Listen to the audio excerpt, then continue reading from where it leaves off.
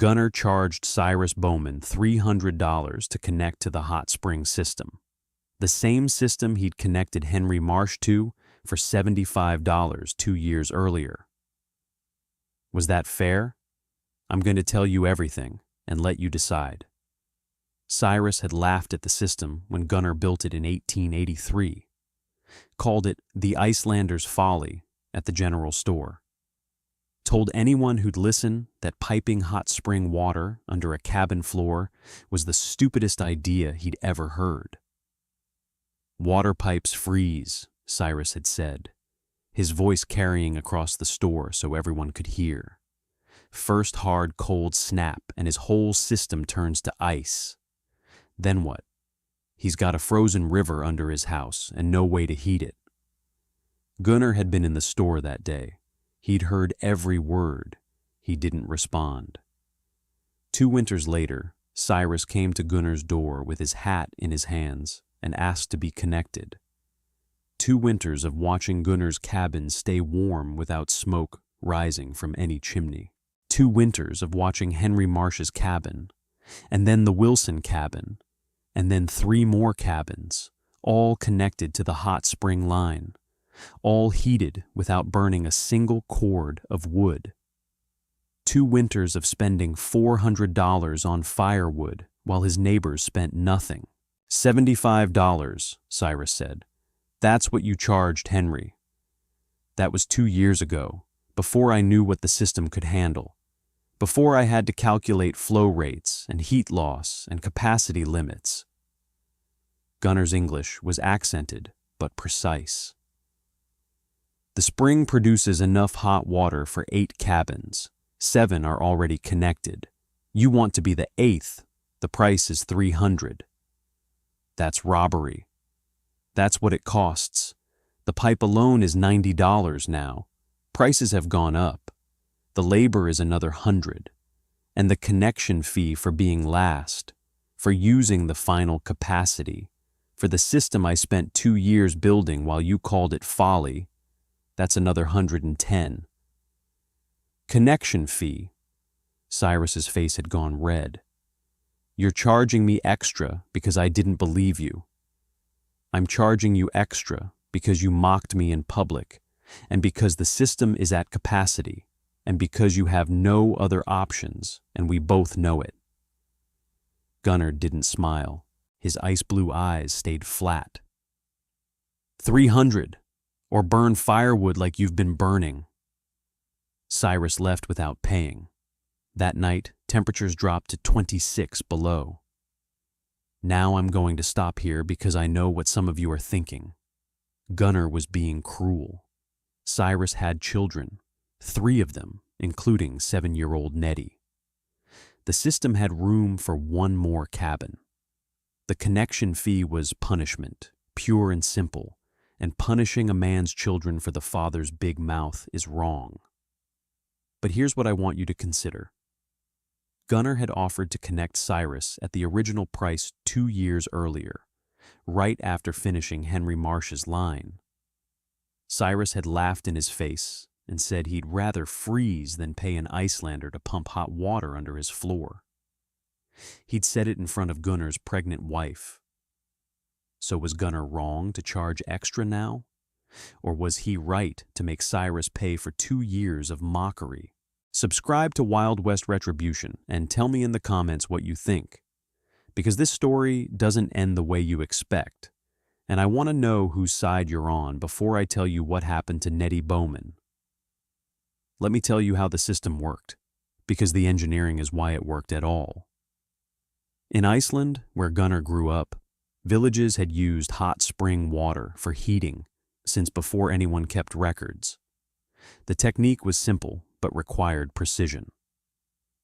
You diverted water from a hot spring through a channel or pipe, ran it beneath or alongside the structure you wanted to heat, and returned the cooled water to the ground or a drainage stream. The heat transferred from water to floor to air, warming the building without fire. The physics were straightforward. Water at 140 degrees flowing through a pipe gave up heat to everything it touched. A properly designed system extracted 30 to 40 degrees of heat from the water before it exited, meaning water entered at 140 and left at 100 or so. That temperature difference represented energy transferred to the building. The challenge was distance. Hot water lost about 1 degree of temperature for every 50 feet of travel through underground pipe, even with good insulation. The hot spring sat 300 feet from where Gunnar wanted to build, which meant the water would arrive at maybe 134 degrees instead of 140. Still plenty hot, but every foot of additional distance reduced efficiency. The technique for the pipe joints was what most people got wrong when they tried to copy the system later. You can't just connect pipe to pipe, Gunnar explained to Henry Marsh during the construction. The joints expand and contract with temperature. Winter ground, summer ground, different stress. Regular joints crack, leak, fail. He showed Henry the Icelandic method. Each ceramic pipe section had a flared end and a narrow end. The narrow end fit inside the flared end of the next section, creating an overlapping joint. Into this joint went a packing of sheep's wool soaked in tallow. The wool provided cushion for expansion. The tallow provided waterproofing. Wool and fat, Henry had said skeptically. That keeps water in? For 50 years in Iceland, maybe longer. Gunnar packed another joint with practiced hands. The wool compresses when the pipe contracts, expands when it expands. The tallow seals. If you use rigid sealing, mortar, lead, the joints crack when temperature changes. Wool and tallow move with the pipe. The trench depth mattered too. Gunnar dug 3 feet down, below the frost line in that part of Wyoming. A pipe buried above the frost line would lose heat to frozen ground all winter. A pipe below the frost line lost heat to ground that stayed around 50 degrees year-round. Much less loss, much more heat delivered to the cabin. The floor system was the final piece.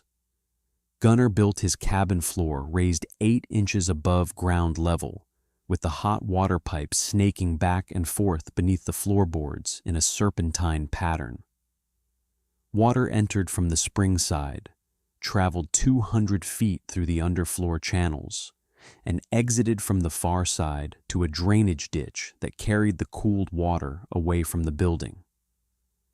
The entire floor became a radiator. Heat rose from the pipe through the wood, warming the air from below.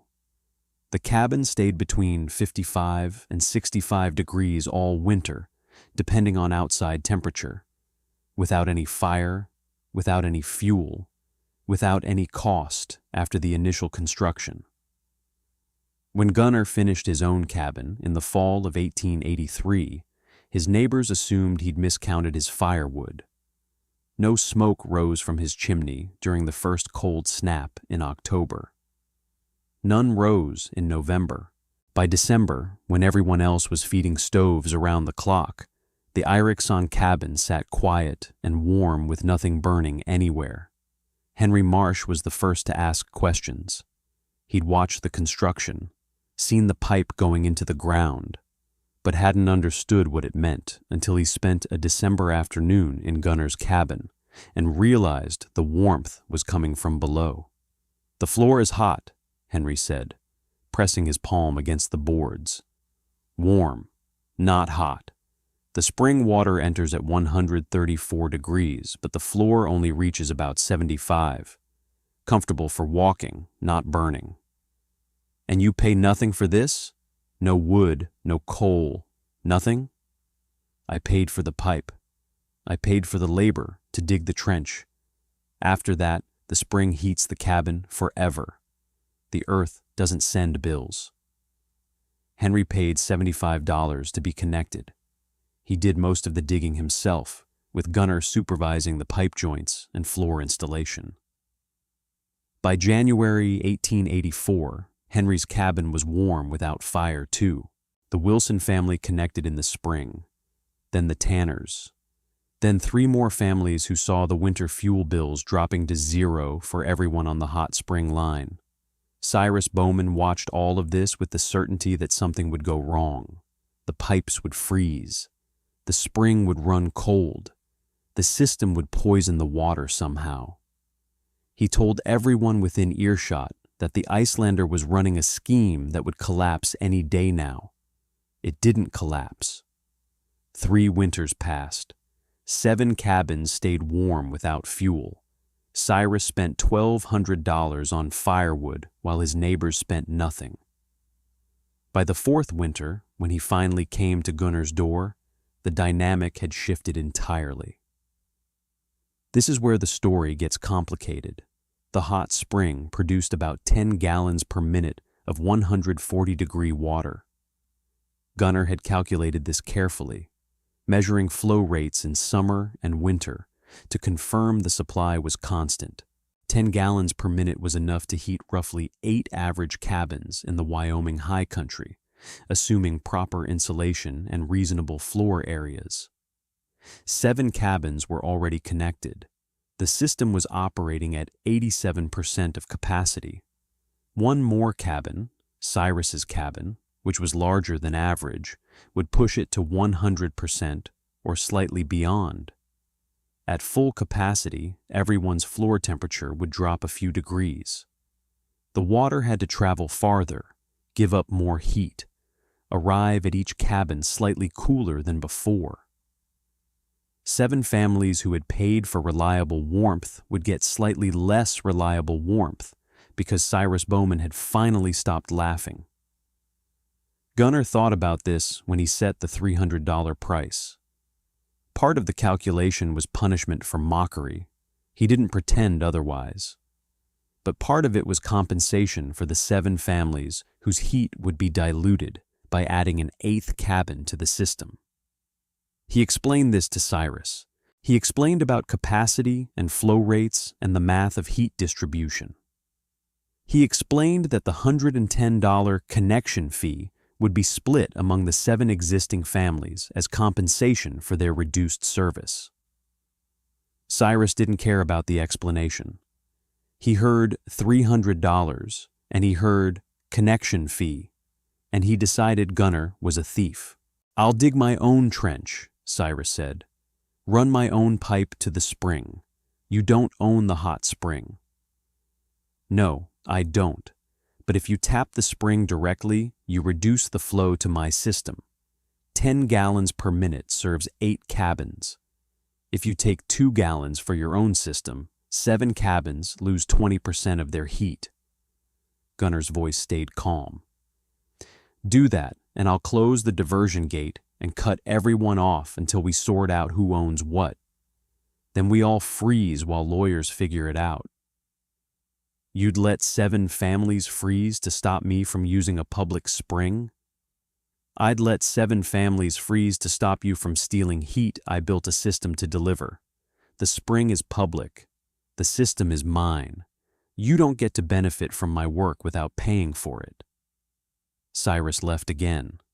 That night was colder than the night before. Here's what happened next, and here's where I want you to think carefully about who was right. Cyrus didn't pay the $300. He didn't tap the spring directly either. He believed Gunnar's threat about shutting down the whole system. Instead, he tried to wait out the winter on firewood, the same way he'd done for 3 years before. But this winter was different. A series of storms in January dumped 4 feet of snow on the high country and kept temperatures below 0 for 3 straight weeks. Firewood deliveries stopped.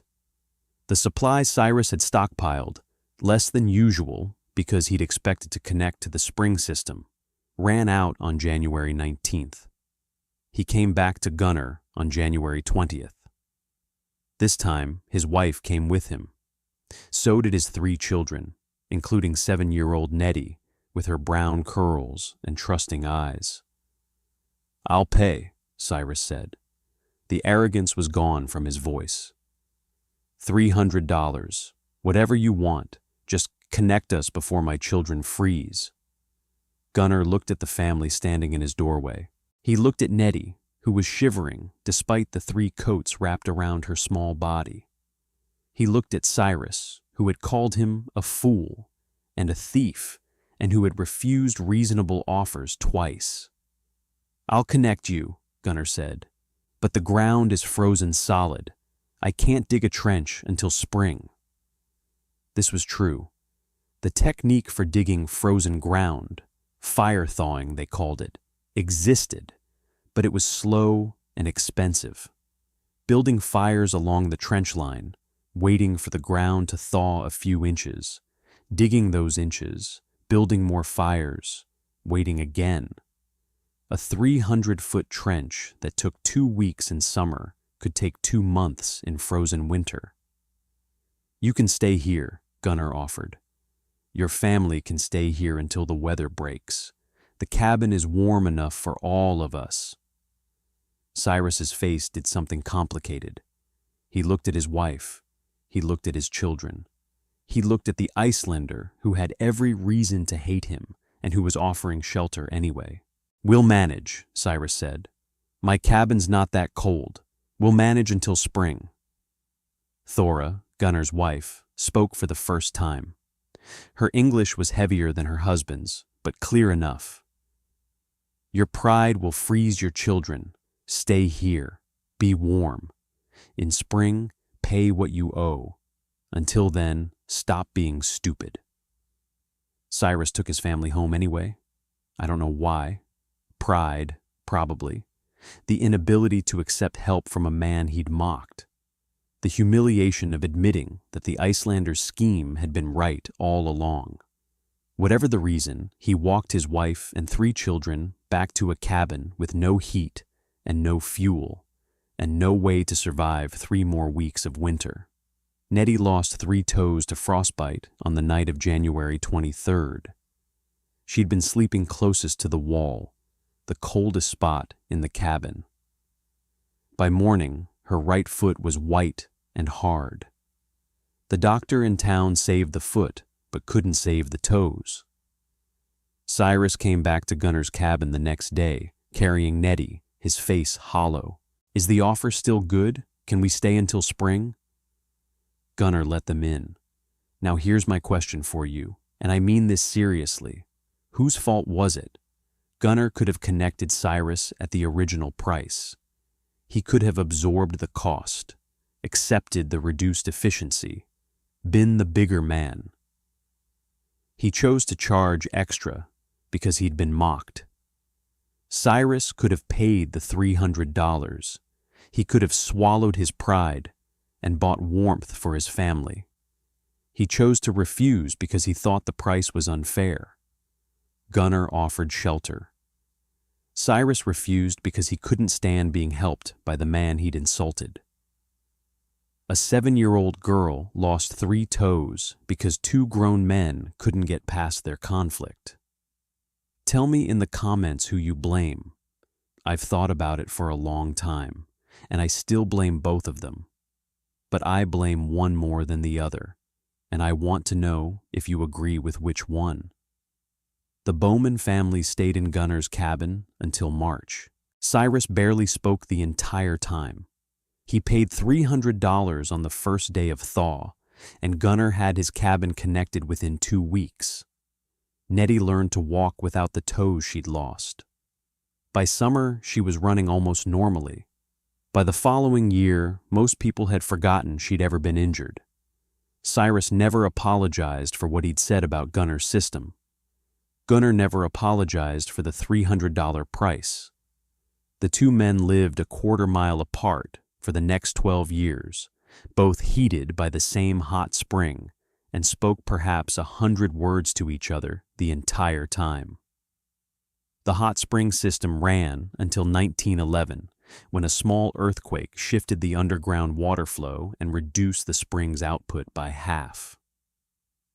The reduced flow couldn't heat 8 cabins adequately, and families started supplementing with wood stoves again. By 1920, most of the original pipe had been abandoned. The cabins heated conventionally. the hot spring used only for washing and soaking. But for 27 years, those 8 families lived without fuel bills. They raised children on floors warm enough to walk barefoot in January.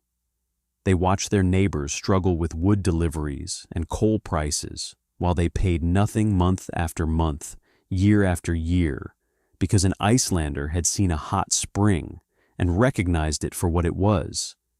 Free heat, forever, for anyone willing to build the system to capture it. Modern geothermal systems work on the same principle, just refined. Heat pumps and insulated piping and carefully engineered distribution networks. The same idea Gunner implemented with ceramic pipe and sheep's wool and tallow. Capture heat from the earth. Move it where people live. Return the cooled water to the ground. If this story taught you something about how the earth can heat your home without fire, subscribe to Wild West Retribution. We have more stories about people who saw resources others ignored and built systems that lasted generations. And tell me honestly, if someone had mocked your work for years and then came asking for help, what would you charge them? The fair price? More than fair? Would you turn them away entirely? And if you were the one who'd done the mocking, if you were Cyrus, standing at Gunner's door with your children shivering, would you pay the extra price? Or would you let pride send you back into the cold? 300 feet of pipe, 0 fires, 1 girl's toes. The heat was free. The pride cost everything.